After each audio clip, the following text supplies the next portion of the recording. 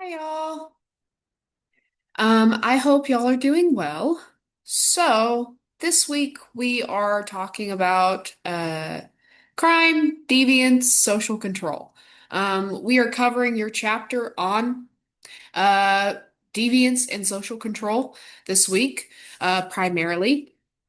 Then you will have to read Code of the Streets by Elijah Anderson, which is a very famous sociological piece, and it's kind of crucial to the field of criminology.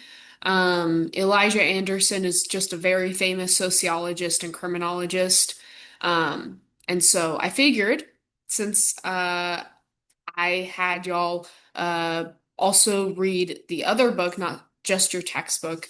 But I figured I would just throw in that reading with it as well. So this week you'll have um, a quiz that primarily covers this lecture as well as your textbook information. And then you'll have a discussion post, which primarily covers Code of the Streets by Elijah Anderson. Um, but you'll kind of have to need to watch this lecture video to get some of the information to write your discussion post for this week. So, without further ado, let me get into it. Um, Let me figure out some stuff. Oh,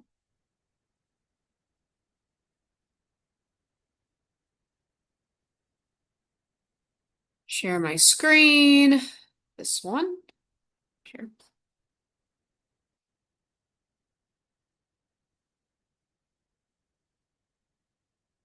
Okay. I'm gonna put myself somewhere.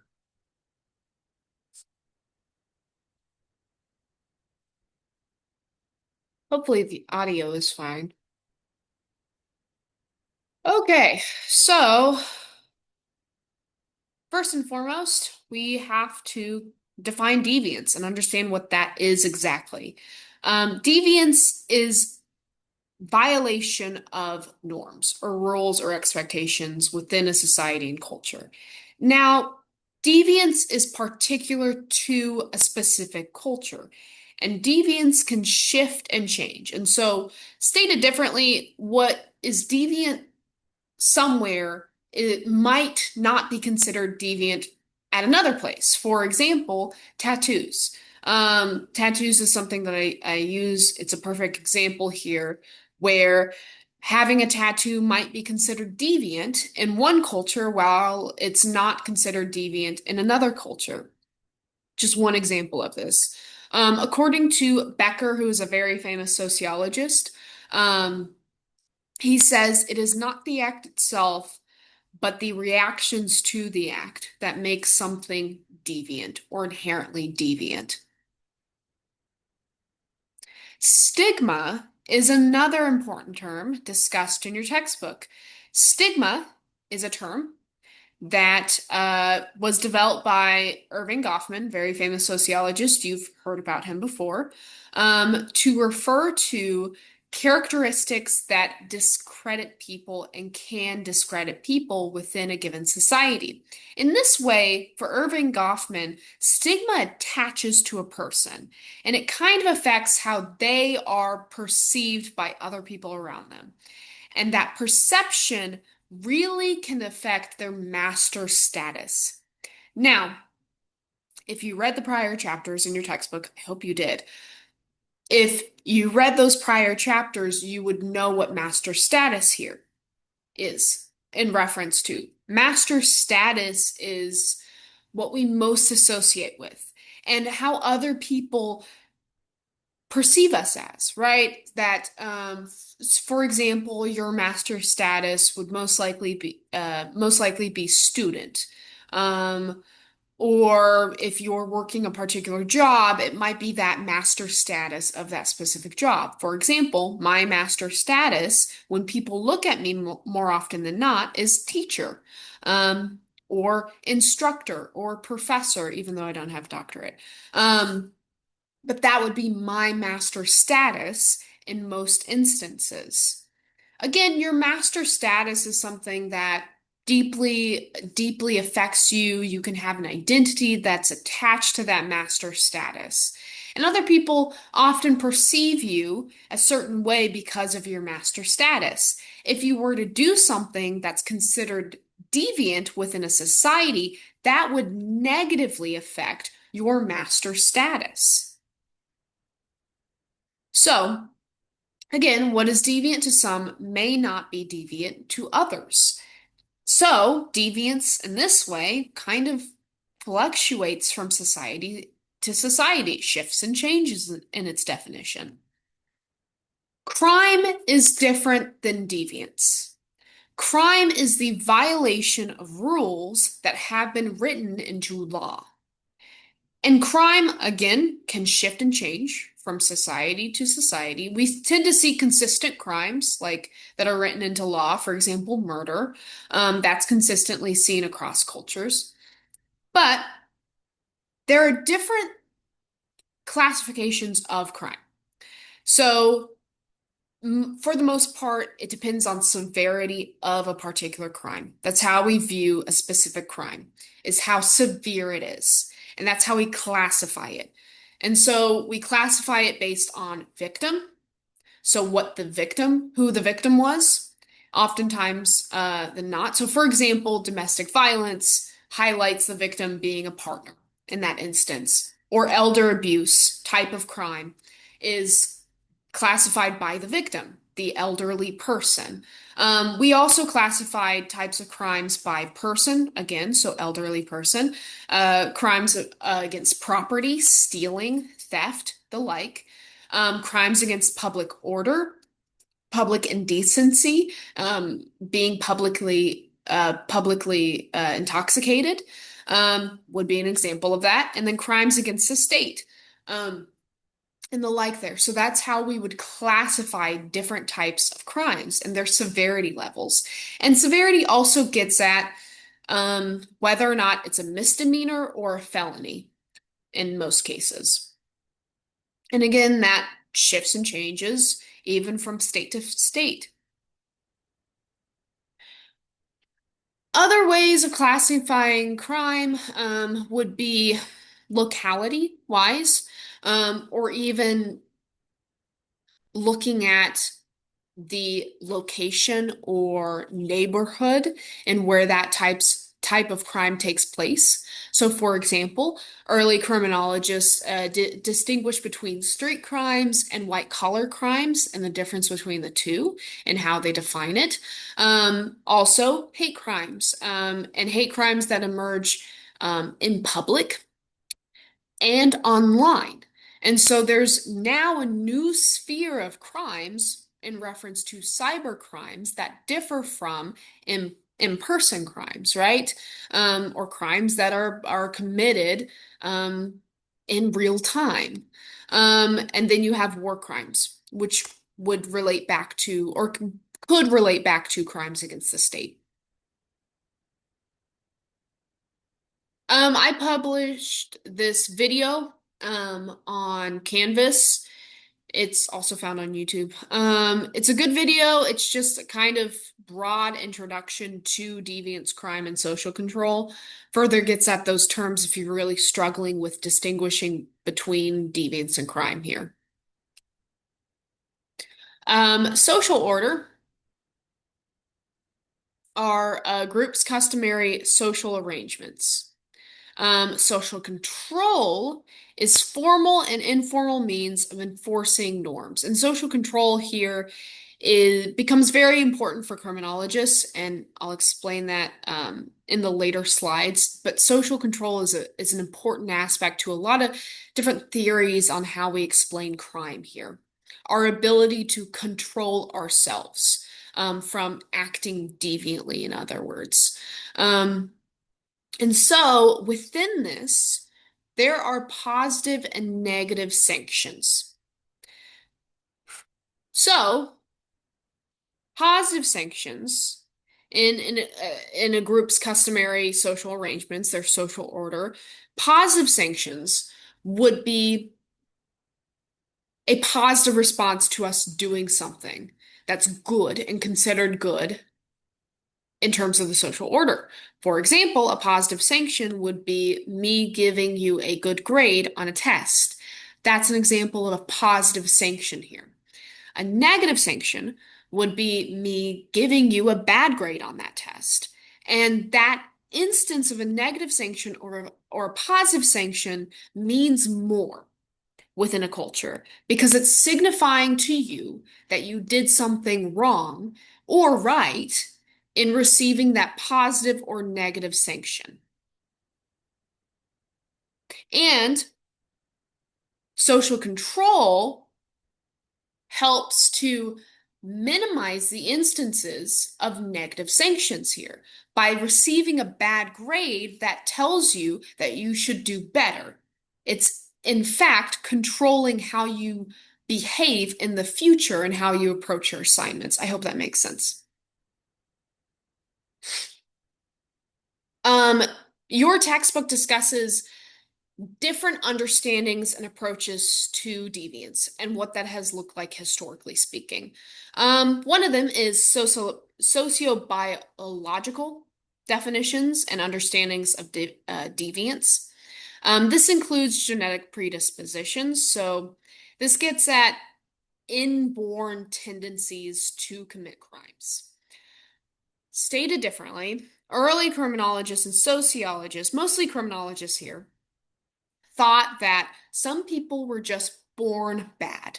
They had inborn tendencies that made them commit crimes more than other people. This is untrue.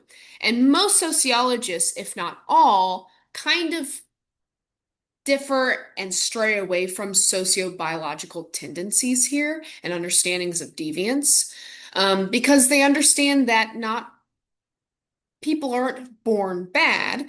And again, it's kind of getting at again nature versus nurture there, that there's more nurture happening, that a person's environment impacts them in a lot of unique ways that might lead to their deviant behavior, rather than them being born bad.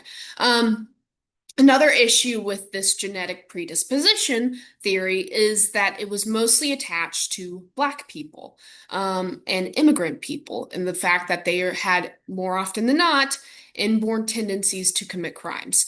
This is a form of racism and scientific racism. That's another critique of this theory here. And it's also important to note that history. Um, Another element of this that criminologists find more tangible in applying is chromosomes and in particular sex chromosomes. And so it is true, statistically speaking, that men are more likely to commit crimes than women. Um, and men more often than not commit more violent crimes than women do. Part of this early criminologists have further stated that women are more nurturing and caring, making them less likely to commit crimes in this way. Again, there's pushback here because there are various research and types of researches finding women who do commit violent crimes. And they are doing that in their unique manner and increasingly. There are also statistics looking at women and moms who commit violent crimes against their children. In the most nurturing environments, they become violent. And so that's also pushback on this theory. Criminology. I know I've been saying the term criminology, and you don't really know what that means. Um, Criminology is the scientific study of the nature, extent, cause, and control of criminal behavior. In short, it's kind of a combination of sociology, psychology, criminal justice, law, all wrapped up into a very, very unique theory in explaining crime and criminal behavior. The criminal justice system is the system of police, courts, and prisons set up to deal with people who are accused of having committed a crime. It is unique at those levels. Again, this is kind of an intro video into this. But again, it's set up in those three forms: police, courts, prisons. And within those, you have how police officers conduct themselves, the court system, how lawyers conduct themselves, how judges conduct themselves, and the prisons, correction facilities, and how they conduct themselves.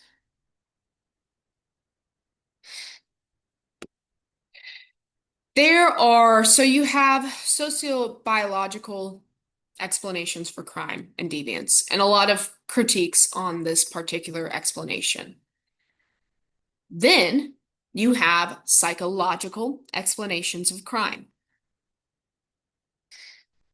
as well as sociological here. And your textbook discusses all three. So psychological focuses more so on abnormalities in an individual more than anything else.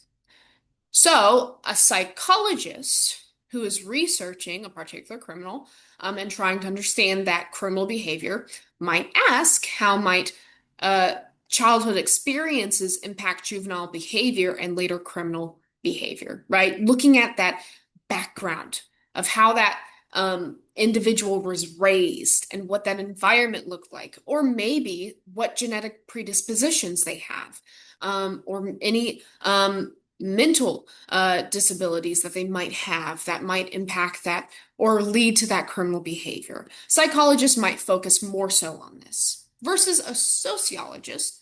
Um, Sociologists look at factors that lie outside of the individual, and more so, sociologists here focus on how people are socialized and in their surrounding environment and how that might impact crime and deviancy. So, in this, a sociologist might ask, how might an individual's environment and socialization play a role in their criminal and deviant behavior? So take a second and answer these questions. Reflect upon them. How might childhood experiences impact juvenile behavior? And how might an individual's environment and socialization play a role in their criminal and deviant behavior? So, we're mostly focusing on sociology here, because this is a sociology course. Within this, there are a multitude of theories and criminological theories and sociological theories that help to explain crime and deviance. They aren't 100% foolproof, of course, no theory is, but they help to explain crime and deviance nonetheless. So your first theory is differential association theory. This is a theory developed by Sutherland, who is a very famous sociologist and criminologist, where he posits that we learn to deviate from our society's given norms by the different groups that we associate with. These different groups are family members, friends, neighbors, subcultures, and the like here. It's really anyone who we associate with, in broad terms. Part of this theory is a sort of idea that birds of a feather flock together, that we tend to act like those who we interact with. And this is true.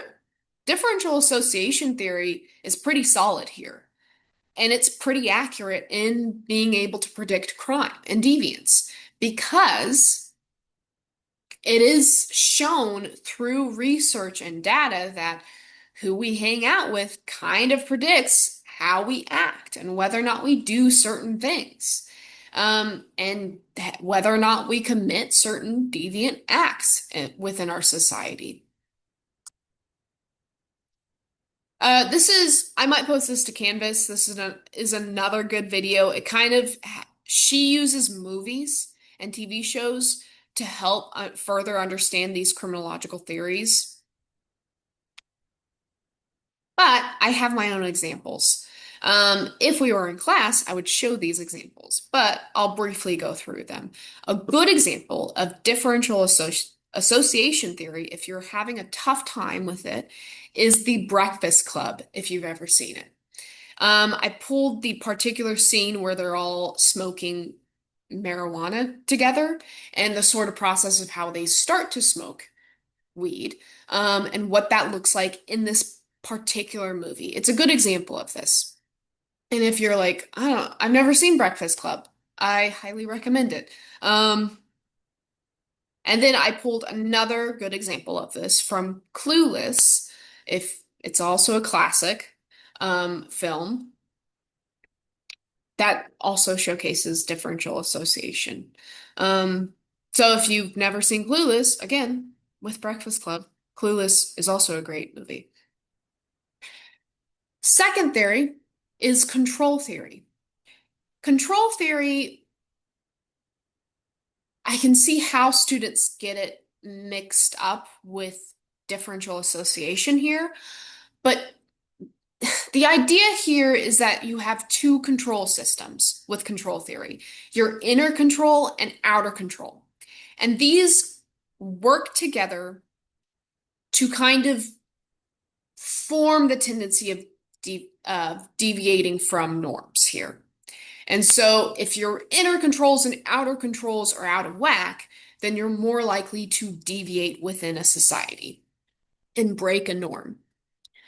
Part of this is self-control. Self-control is a big part of control theory. So self-control here is our ability to control our behavior. We do so through the bonds we make. So certain commitments, attachments, and involvements. This is how it kind of merges slightly with differential association theory. But again, they're different. So our commitments here is our commitments to our communities, for example. This is what Hershey and Gottfriedson discusses in their book. Um, so commitments to different communities and our own community, commitments to school and our homework and being on time to class, right?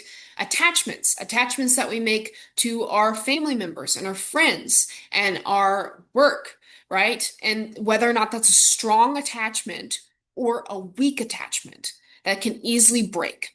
And if we have a weak attachment, or weak commitment or weak involvement within a certain system, right, then we're more likely to deviate and commit deviant acts, according to Hershey and Gottfriedson.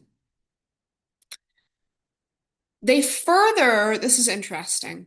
This is a quote taken from their book. But crime for Hershey and Gottfriedson is defined as acts of force or fraud undertaken in the pursuit of self-interest. They are mostly highlighting one's ability to control themselves against their own self-interests. And if they aren't, then they deviate from the norms here. They also are highlighting something interesting, that crime only occurs in pursuit of self-interest. So take some time, mull over this quote here, and think about it. Does crime only, is crime only undertaken in the pursuit of self-interest? Are there, stated differently, other instances where people might be committing crimes that aren't really in pursuit of self-interest here? Could there be? Because this is getting at the critiques of the theory, because there are critiques for each of these theories. So take some time, reflect upon that. Then you have labeling theory. Labeling theory falls under symbolic interactionism. It does so because it highlights symbols here, and words are symbols, and how we can be labeled through words as a criminal or deviant, and how these labels stick with us and further propel us into deviance. That is key to labeling theory here. Again, it is under symbolic interactionism. So that's very important in understanding this theory. Labeling theory is one of my favorite theories within criminology. I think I said this before, but I love symbolic interactionism. It's a great theory. But again, it's how labels are significant and in turn help to set us on paths that propel us into deviance or divert us from deviance. Formal labeling increases deviant behavior. And this is seen with a multitude of case studies. I mean, labeling theory is pretty strong here because it is proven through multiple case studies that if you're labeled as a criminal or bad kid or any other particularly negative label, then you're going to kind of continue that role of being a bad kid or a criminal. That label kind of sticks with you. And it's hard to shake that label once you are attached with it. So, in this way, labeling theory is kind of a self-fulfilling prophecy in many ways, where you're initially labeled with something and then you're eventually becoming that label. I hope that makes sense. Um, Again, The Breakfast Club is a good example of all of these different theories wrapped up into one movie. But again, watch it if you want to see this example come to life. Then you have techniques of neutralization. Techniques of neutralization was developed by Sykes and Matza. It posits that there are ways of thinking or rationalizing that help people deflect and sometimes avoid or neutralize society's norms. These are kind of techniques that help people process the crimes they might have committed or continue to commit here. And it helps them almost feel better after committing a specific crime. So, the first technique of neutralization here is the denial of responsibility. In this instance, people might say, if they're denying responsibility, that it was an accident, that they didn't mean to do it, that I'm not the one responsible, someone else is. The second one is denial of injury. If someone is denying one's injury, they might say, no one seriously got hurt. We were just having fun. They might say that. Or denial of a victim. Someone who's denying a victim in certain criminal acts might say they deserved what they got. They had it coming to them, essentially. Or you have condemnation of condemners. Who are you to accuse me? Is an example of this. You have no right, in other words.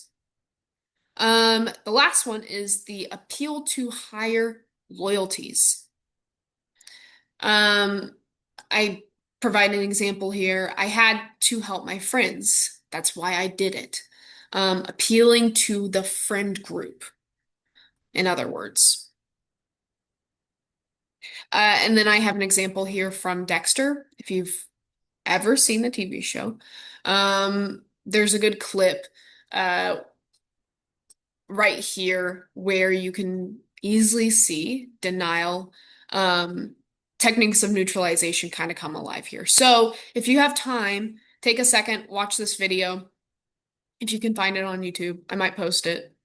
Um, and then try to find which, if there's multiple techniques of neutralization that are being used here. So, kind of pivoting slightly. So, crime helps to contribute to social order. I know that sounds kind of strange, but Emil Durkheim, who, again, I've lectured on before, kind of viewed crime and deviance a particular way within a society. And so, within this, and according to your textbook, deviance helps to clarify moral boundaries and affirms norms within a society. Deviance also encourages social unity, especially when you have a very divided society. Deviance can be the one to kind of unite groups of people, oftentimes. Last to note is deviance promotes social change, and certain deviant acts might further kind of push social change in many ways. And a good example of this is if you see statistics for a certain country or nation that are indicating that there's a rise in crime rates, then certain leaders of that nation might come to a conclusion that we need to crack down on crime and be more of a law and order society, in other words. And that would be a social change in that instance. Um, or you might have an instance uh, where a society demands that we treat prisoners equally and we properly rehabilitate them back into society. And so that's also a social change that we've seen in history. Those are just some examples. Another important theory is strain theory. Strain theory was developed by Robert Merton, and it posits that strain can develop, thus resulting in crime. And this is especially when certain cultural goals are withheld from an individual. And I'll explain this in a second. But first and foremost, what's very important here is the idea of anomie. I've lectured on anomie before. Emile Durkheim developed the term anomie. This is essentially a state of normlessness. And in this way, we can develop a state of normlessness or anomie when we feel particularly isolated or disconnected within a society. And when we feel this type of disconnect, we start to develop frustrations, according to Robert Merton. So he's pulling a lot from Durkheim here. When we develop these frustrations or experience it, and we're actively experiencing anomie, we don't necessarily feel tied to our society and certain cultural goals or institutionalized means of receiving those goals.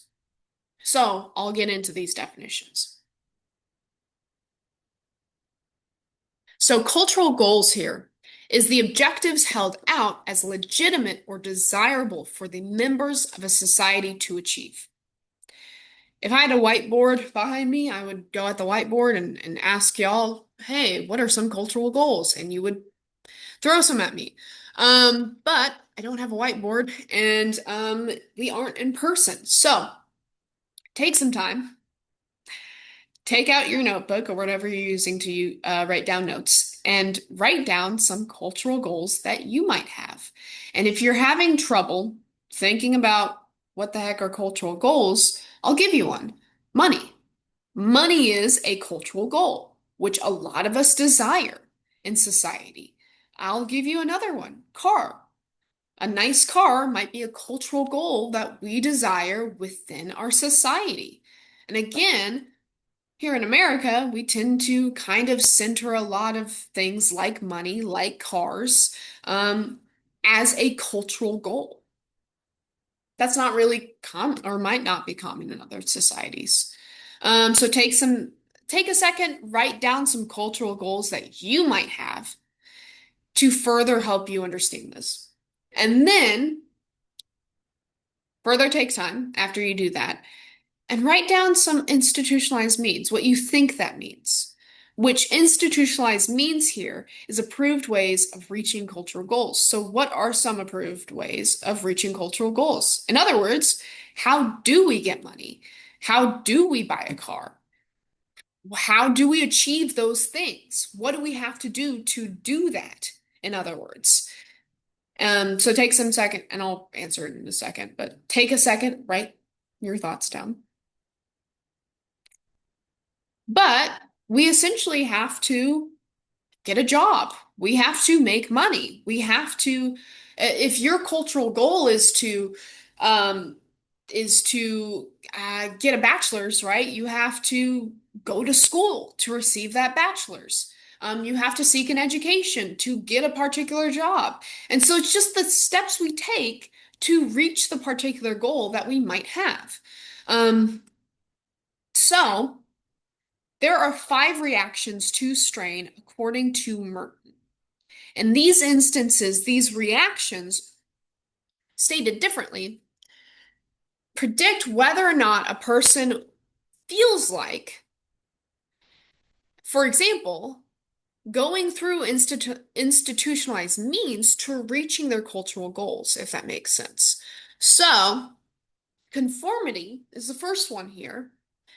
And conformity is people who continue to try to achieve their goals through legitimate means, i.e., if you want money, you get a job and start to accumulate money. If you want a car, you get money and buy that car.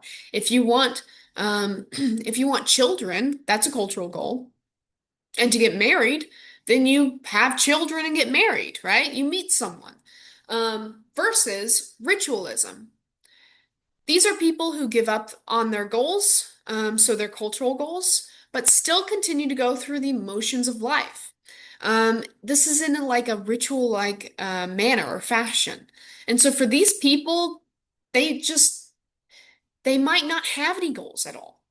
And so they're kind of going through the motion of just going to work every day, coming back home, going to work, coming back home.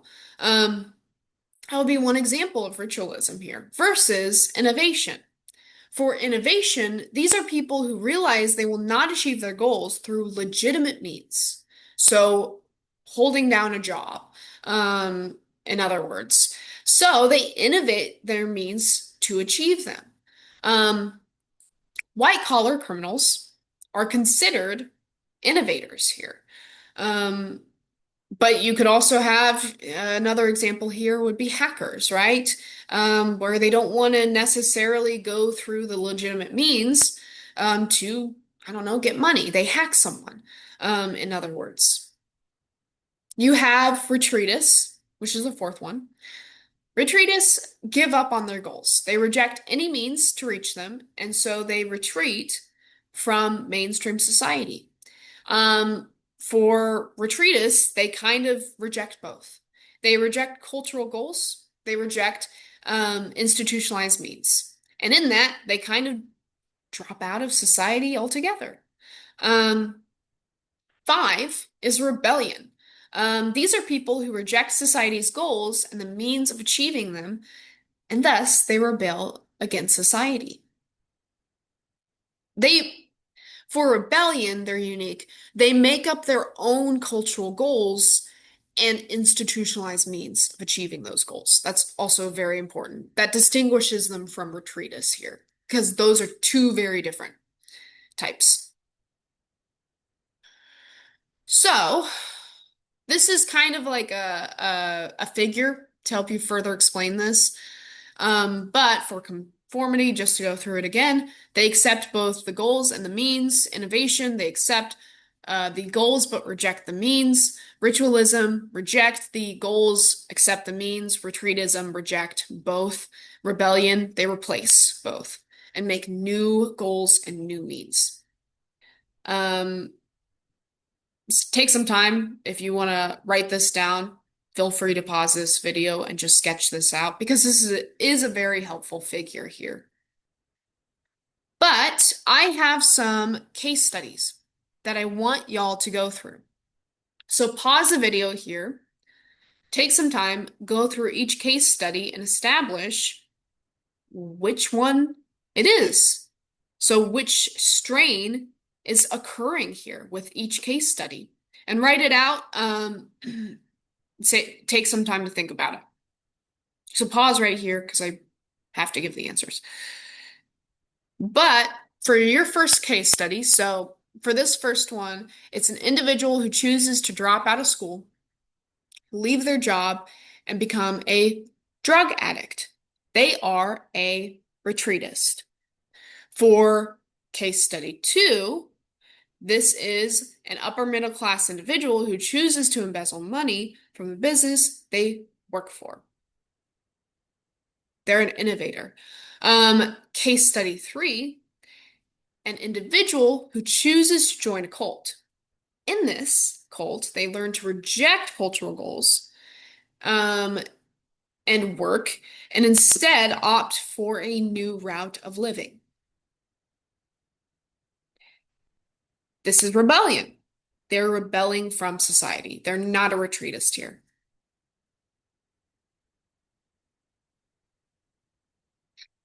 Let me see where I'm at with these slides to give me some sort of an idea of how to end this video. Okay, so I mentioned gender and sex briefly at the beginning of this video. It's Gender is a very important factor when it comes to crime and explaining crime and deviance, because oftentimes we see men committing particular types of crime that we don't see with women and the like here. It's further very, very important because it is a major factor and it's considered a major factor to a lot of criminologists in kind of typifying who is more likely to commit crime, which that statistic is men here. So going through these questions, take some time. If we were in class, I would ask you in person, we would go through it. I can't do that. But take some time, write down these answers. But which gender is victimized the most? Men or women? It is men. If you wrote down men. It is men because, and I would ask you why, so you would think about it. But I can't ask you why. It is men, even though the statistic is slowly closing, there's kind of a gap that's closing here. With men, with women, there's been a rise of victimization against women in recent years. Um, but regardless, men here are more likely to be out at night. They're more likely to get into bar fights. It's more likely men who fight other men and get into kind of squabbles with other men here. Men are more likely to go out and drink alcohol. They're more likely to be out and in public more often than women here. Furthermore, you also have an element of, I'll just stop there. Um, who is more likely to report, men or women? It's women, if you put women. Women are more likely to report, and I would ask you why. I can't. But if you can take a second and think, why would that be? Women are more likely to report, and I know we're not really on the week on gender yet, but that is because women are more likely to share things. They're more likely to share their feelings, what they're going through. They're more likely to feel less insecure in that way because more times than not, men don't report because they're afraid of not being taken seriously or they're afraid of being viewed as less of a man because of particular crimes. For example, men who get raped are less likely to report that because they're afraid that they're going to be judged by police officers because they're a man. Um, and so you do have that gendered instance in understanding victimization and who is likely to report here. Um, Third question, who is more likely to receive the death penalty, men or women? It is men. Gets more specific when you talk about specific crimes. For example, women who are mothers and committed violent crimes against their, in particular, children, are more likely to receive the death penalty for those specific crimes. But men, more often than not, are more likely to receive the death penalty. And again, you have to really look at specific crimes here. Victimization of IPV and sexual assault, who is more likely to experience that? Women. It is a very high statistic here. Women between the ages, getting more specific. Women between the ages of 18 through 24, 25 experience high rates of intimate partner violence, domestic violence, and sexual assault. It is very high rates. It is a type of crime that primarily affects women. That's important to highlight here. Um, there is last to note, so a sex and gender gap in crime, but this gap, I said this before, is slowly changing. Again, we've seen higher rates of gendered violence against women in recent years, and that's important to note because that'll overall affect these statistics here. So, getting further into it, conflict theory. So, functionalists address crime a particular way. Your textbook discusses this. Symbolic interactionists approach crime a particular way, and conflict theorists also approach crime a particular way. For conflict theorists, they view the criminal justice system as inherently corrupt and a source of oppression for the most vulnerable, weak, and poor of society. So, when conflict theorists are researching the criminal justice system, they're noting particular statistics like people with mental disabilities and the like are incarcerated more often than not. That's not because people with mental disabilities pose a threat to other people, but because police officers are more often than not called to the scene to deal with those type of people, in other words. And so that's something that a lot of conflict theorists note here is that we tend to lock up a lot of people with mental disabilities and not really treat them in that process. And so there has been an argument made that prison systems act as mental health facilities because we no longer have any proper mental health facilities. Um, and so there's been a real critique against the criminal justice system here in the United States because of that. Another instance, so conflict theorists have also discussed poverty. People who are poor are more likely to be arrested.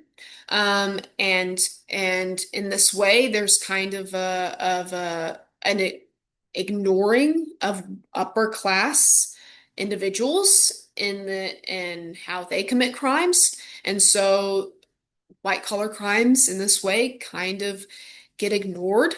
And there's an imbalance here, or could be an imbalance that conflict theorists note in how we tend to lock up more poor people than any other category and group.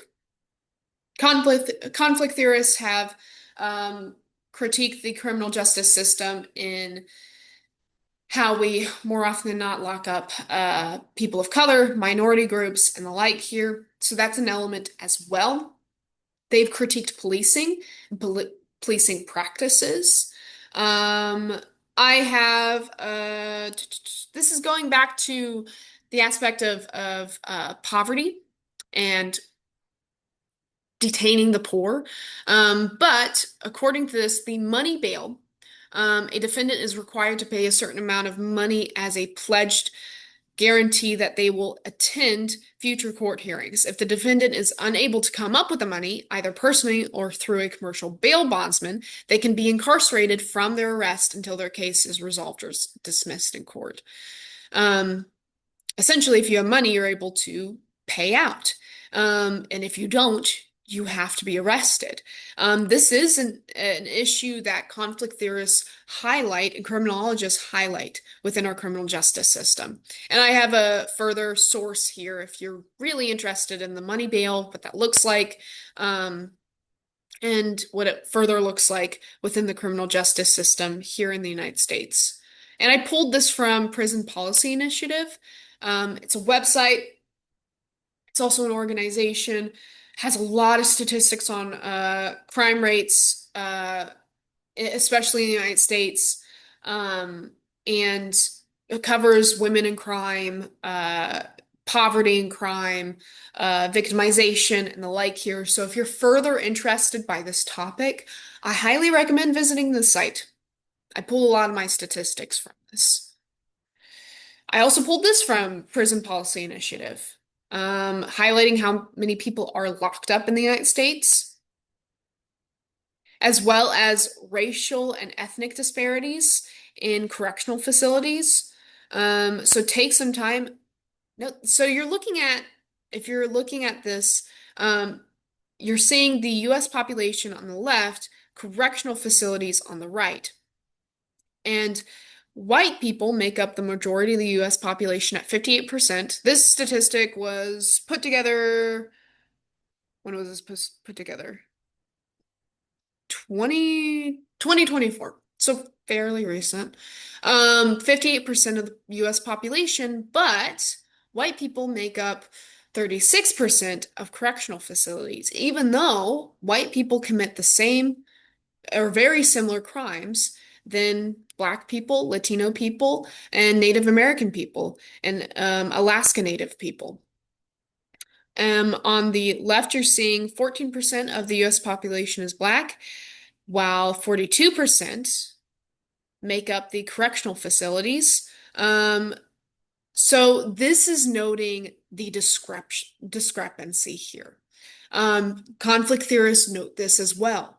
The discrepancies in prisons and how white people are underrepresented, while Black and Native American people are overrepresented within our prison system. I think the last thing to note here that explains the statistic and is a term that's very important for criminologists is racial profiling. Racial profiling is the act of suspecting, targeting, and discriminating against someone based on their race and ethnicity. Racial profiling has been attached to certain police procedures and methods.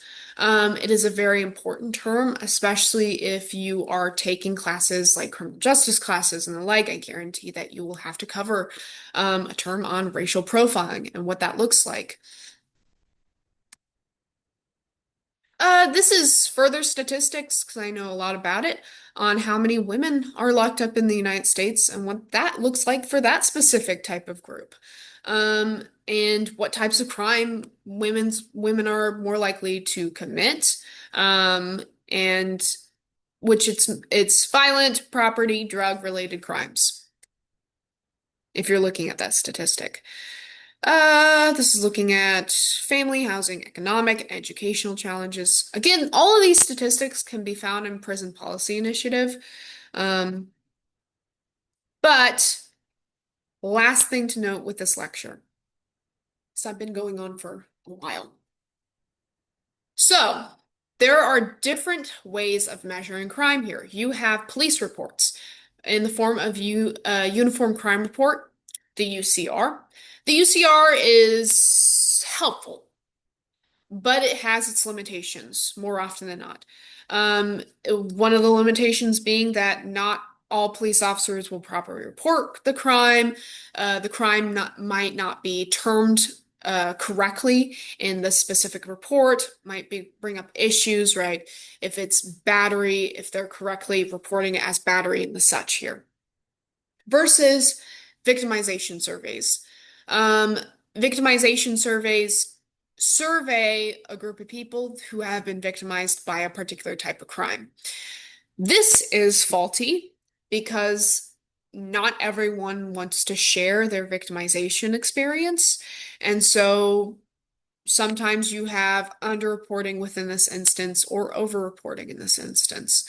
So again, issues with the UCR and then the National Crime Victimization Survey issues. Then you have perpetrator self-report surveys.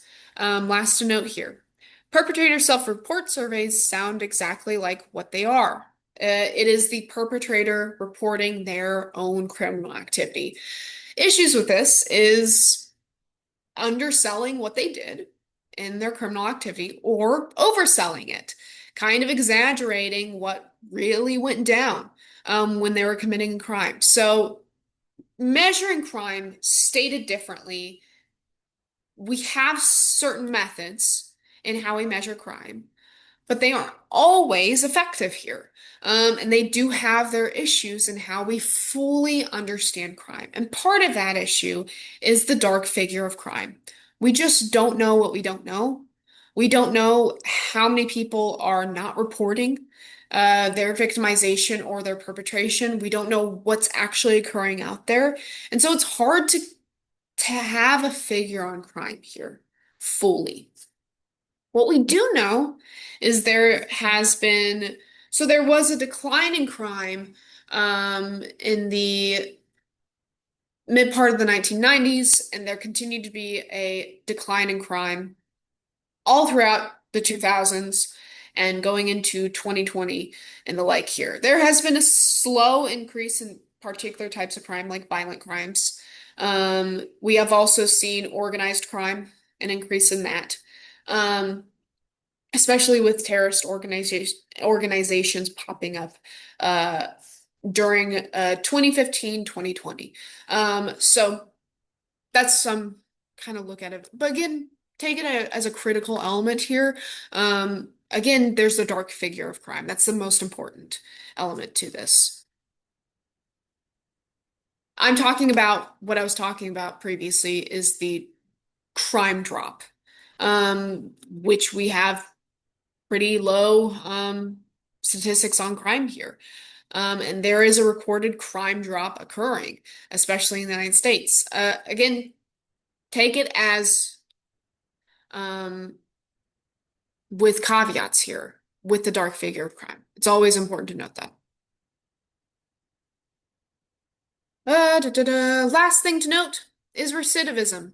This is the last term that I'll be discussing. So, recidivism is when released prisoners are rearrested. And recidivism is something that is very, very difficult for criminologists to tackle.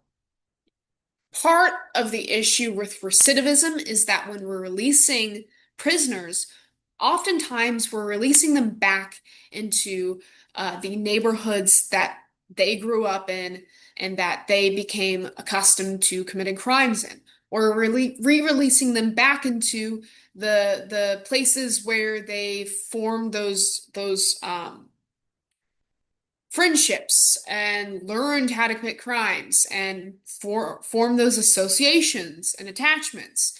And so, uh, and we're further re-releasing them back into societies where they can't properly hold a job, or they can't get a job, or they remain unemployed. Their landlord doesn't want to house them because they now have a criminal record. And so that's the sort of issues that um, um, recently released prisoners might be facing, oftentimes when they're trying to re-enter society, and why we're also seeing high rates of recidivism here, because there are high rates of recidivism for prisoners. All right. So stop share. Go back to me. All right. So, you have your quiz to do this week, and then you have your discussion. So, um, I will see you next week. Yay. Bye.